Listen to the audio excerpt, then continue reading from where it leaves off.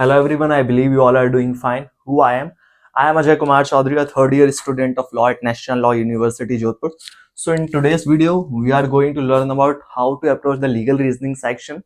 It's almost 50 days left for CLAT exam, so I think मुझे ये video बनानी चाहिए. इसके अलावा भी बहुत सारे वीडियोस है जो मैं समय के साथ बनाऊंगा, जो मुझे लगेगा कि किसकी कब जरूरत है. तो अभी मुझे लग रहा था कि लीगल रीजनिंग को लेकर लोगों को बहुत ज्यादा क्वेश्चन है. ठीक है, तो इसमें mainly tricks, don't consider it as tricks. अगर ये पर्टिकुलरली पैटर्न होता है जैसे क्वेश्चन को अप्रोच करना चाहिए, एंड अगर आप उस पैटर्न को फॉलो नहीं करते हो या फिर आप अपना कुछ दिमाग लगा के अलग से चीजों को निकालते हो, then it's a wrong thing. ठीक है, it just that what I used to. And इसके अलावा फाइनल हैक्स मतलब एक ऐसी ट्रिक, जो ट्रिक नहीं बोलेंगे बट एक दिमाग की चीज कह लो कि ऐसा अगर अपन यूज करते हैं तो हाई चांस है लीगल रीजनिंग में मार्क्स बढ़ सकते हैं. And I promise you after watching this video 10+12 मतलब 10 to 12 मार्क्स तो एटलीस्ट बढ़ जाएंगे अगर आप ढंग से इस चीज को फॉलो करोगे. अपार्ट आपकी प्रैक्टिस है, जितना आप प्रैक्टिस कर लो. ठीक है, so what we are going to cover in this video, the first one, what is legal reasoning. So what actually CLAT test, I mean like what kind of question do they ask. ठीक है, first is this. Second is RIAE method. What is RIAE वो हम समझेंगे video में आगे. ठीक है, इसके अलावा कॉमन ट्रैप, जो लीगल रीजनिंग के क्वेश्चन होते हैं उसमें कैसे फंसाया जाता है लोगों को, बहुत सारे जैसे मोरल आंसर्स, मैं आपको बताता हूँ इसमें. ठीक है, एक्सप्लेन में डिटेल में इसको आगे पता करेंगे. इसके अलावा time management and PR. What is this PR? This is not PR what you think कि फोटो वगैरह लेना. This is different PR, practice. ठीक है, तो टाइम मैनेजमेंट एंड प्रैक्टिस वो कैसे करना है उस पर काम करेंगे. इसके अलावा फाइनल हैक्स, जो मोस्ट इंपॉर्टेंट चीज है, जो आपको जानना बहुत ज्यादा जरूरी है. अगर आप इस चीज को अप्लाई करते हो, इस प्रिंसिपल को, देन हाई चांस है मार्क्स बढ़ेंगे. ठीक है, so without any delay I think we should start now. Let's go for it. Let's begin this chapter. So before starting I just want to say कि आप मेरी writing पे please मुझे जज मत करना. मेरी राइटिंग बोर्ड में बहुत ज्यादा खराब होती है. ठीक है, अब शुरू करते हैं कि लीगल रीजनिंग एक्चुअली में क्या होता क्या है. जो क्लैट है वो आपकी रीजनिंग चेक करना चाहता है. It does not want to check your legal knowledge. It is not gonna ask you what is section 100 of Bharatiya Nyaya Sanhita. It is not gonna ask you what is quid pro quo. It is not gonna ask you any legal maxim. It is not gonna ask you any terms like contract consideration and something all. ठीक है, it's not like that. It just वो आपको एक passage देंगे, there are some facts, there are some principles and you have to apply those principle on those question, 5 और 6 जो भी passage के अंदर होंगे, एंड उसको लेके आपको आंसर देना है. इसके बाहर you have to think like a जज, where you have to put your legal knowledge. Legal knowledge is what, कुछ रट के नहीं जाना है, जो वहां पे लिखा है उसी को अप्लाई करना है. ठीक है, you have to think like a judge, you don't need to think like a moral person. I just want to say, so this is legal reasoning. Now let's move to next portion. So this is the second segment. तो RIAE इसका full form ये होता है, R for read, I for isolate, A for apply, E for eliminate. Let's understand this one by one. And अगर इसको apply करते हो तो हाई चांस बहुत फायदा होगा if you apply. ठीक है, so what is read?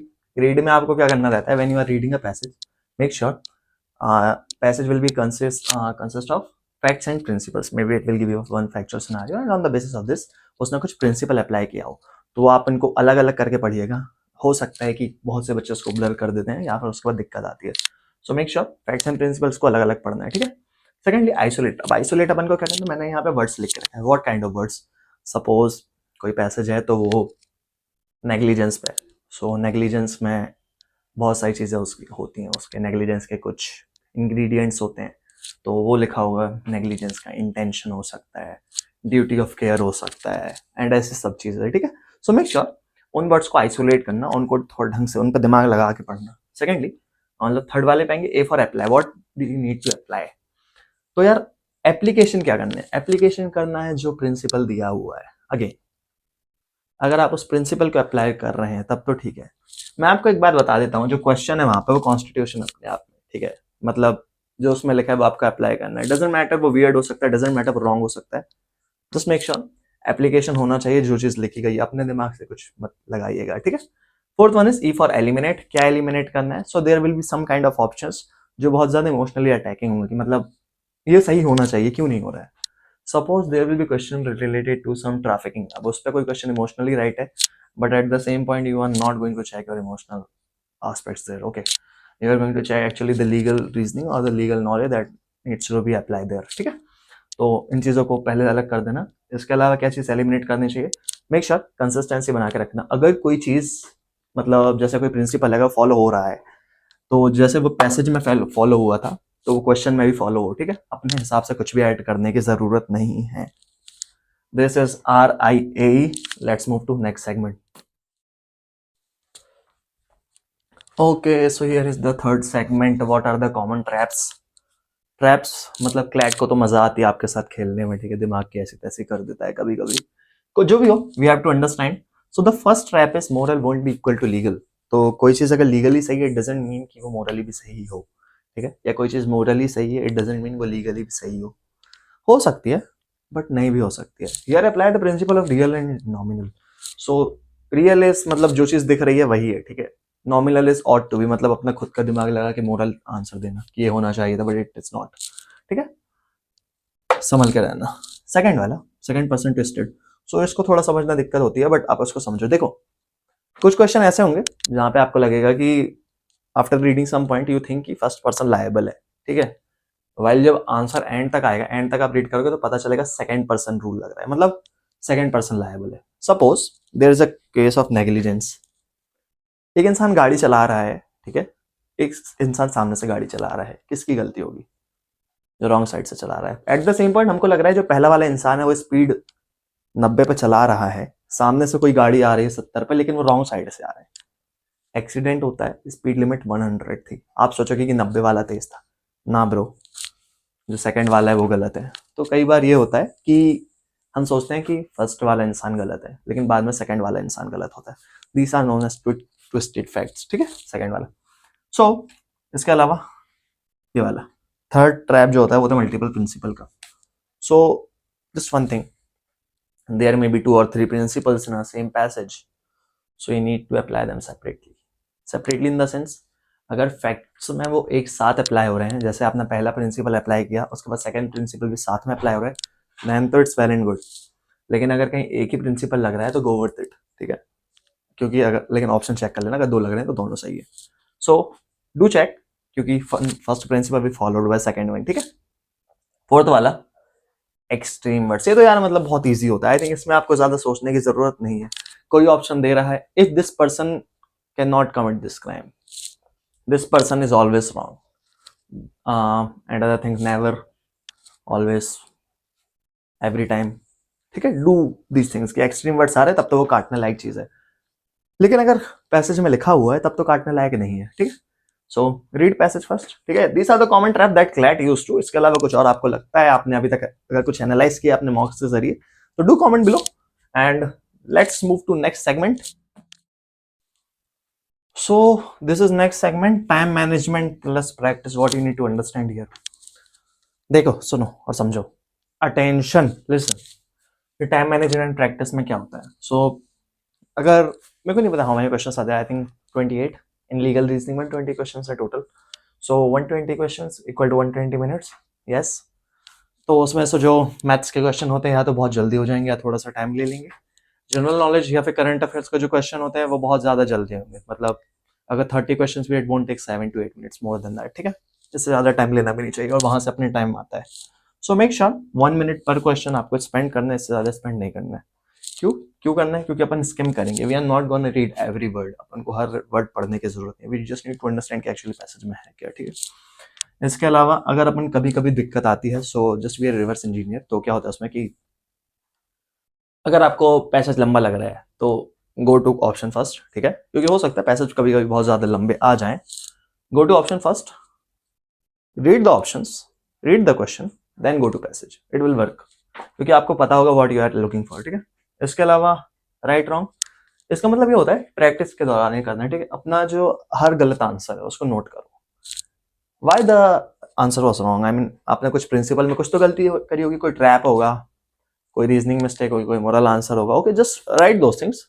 उसको बार बार देखते रहो, आपको समझ आएगा कहाँ आप गलती कर रहे हो. इसके अलावा एडिटोरियल ऑलमोस्ट सब बोलते हैं एंड सही बोलते हैं, क्योंकि एडिटोरियल जो चीजें होती है बहुत ज्यादा अच्छी होती है. ऑलमोस्ट हम लोग ने तो छोड़ दिया पढ़ना, मतलब कभी कभी पढ़ लेते हैं. But for CLAT aspirant specially NLU में आने के लिए एटलीस्ट तब तक तो एडिटोरियल पढ़ते रहना. द हिंदू, इंडियन एक्सप्रेस, और कौन कौन से, दो ही रखो. कोई उससे ज्यादा बाहर जाने की जरूरत आपको है नहीं, ठीक है. सो ऐसे टाइम मैनेजमेंट एंड प्रैक्टिस करना है. So we are almost moving हमारे लास्ट सेगमेंट की तरफ. Final hacks, let's go for it. चलिए, so here is the final hack जो आपको दिमाग में लगाना है, ठीक है। So first one is justify. इसका क्या मतलब होता है? If you choose an option, तो आपको ये पूछना है अपने आप से कि आपने जो प्रिंसिपल अप्लाई किया है क्या वो इसको फॉलो कर रहा है।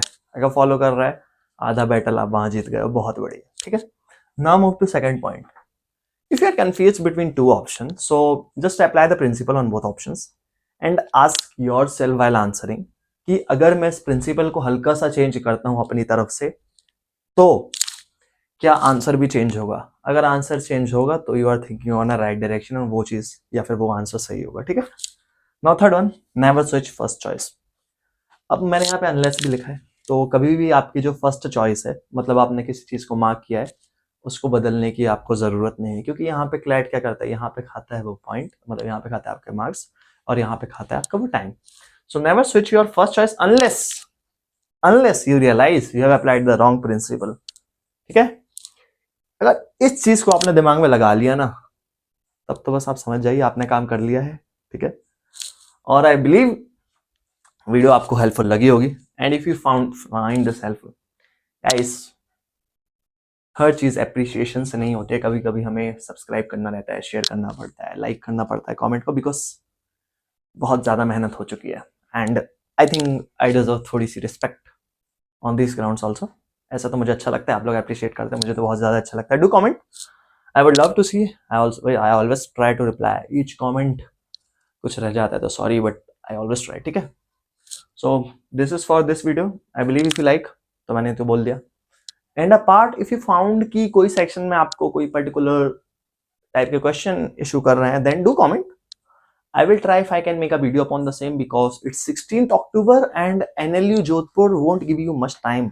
मतलब ये टाइम देता ही नहीं है। You have seen कि अभी वर्धा हुआ है, while bro, you know, मैंने व्लॉग्स बनाए बहुत सारे, मैंने उस पर बहुत सारे व्लॉग्स हैं, मतलब लोगों से बात उतनी कर नहीं पाया ऑब्वियसली, क्योंकि इंट्रोवर्ट फील हो जाता है लोगों से बात करने में। SLS पुणे वाली टीम ने तो रिजेक्शन कर दिया था भाई, बुरा लगा मेरे को। खैर ठीक है, हर इंसान नहीं आता, मैं हर इंसान को खींच भी नहीं सकता हूँ अपने व्लॉग्स में, but you know NLU Jodhpur is, it's bit tiring भाई। मतलब कभी और इसमें वीडियो बनाऊंगा अपने एक्सपीरियंस को शेयर करते हुए, ऑलमोस्ट अभी रिसेंट में बना सकता हूँ, आई थिंक समय के साथ बना सकता हूँ। Okay, so whatever, so this is legal reasoning tricks for CLAT 2026. If you like this video, do comment, share with your friends, and like this video. And what left, subscribe to the channel if you haven't done till now. And after this we'll see you again in the next video. Do comment your any question, do comment, I mean, like, do message me on Instagram if you have some personal doubts, or if you have some personal feelings or CLAT. I will try to answer as many as questions. So we'll see you again in the next video. तब तक के लिए bye bye, Tata, बने रहिए. This is Ajay Casey signing off. We'll see you again in the next video. Bye bye.